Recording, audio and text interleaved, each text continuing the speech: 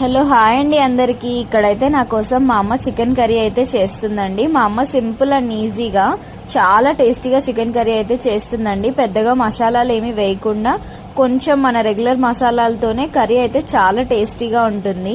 మా అమ్మ చేత్తో ఏ కర్రీ చేసినా చాలా బాగుంటుంది. అందులో ఈ చికెన్ కర్రీ అయితే నాకైతే ఇంకా చాలా ఇష్టం అండి. ఆఫ్టర్ మ్యారేజ్ అయితే మా అమ్మ వంటల్ని నేను చాలా మిస్ అయ్యాను.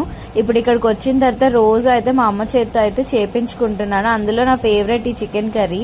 మా అమ్మ అయితే చాలా టేస్టీగా చేస్తుందండి. అండ్ ఆఫ్టర్ మ్యారేజ్ అయితే నేను నాన్ వెజ్ కర్రీస్ వండడం నేర్చుకున్నానండి. కానీ మనకి ఎక్కడ యూట్యూబ్లో చూపించినా సరే ఆల్మోస్ట్ హోల్ గరం మసాలా, ఈ మసాలా, ఆ మసాలా అన్నీ చెప్తారు కదా.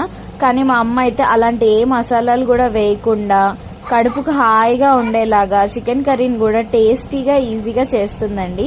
ఆ రెసిపీని మీరు కూడా ఫాలో అవ్వాలనుకుంటే ఈ వీడియోని అలా చూస్తే తెలుస్తుందండి.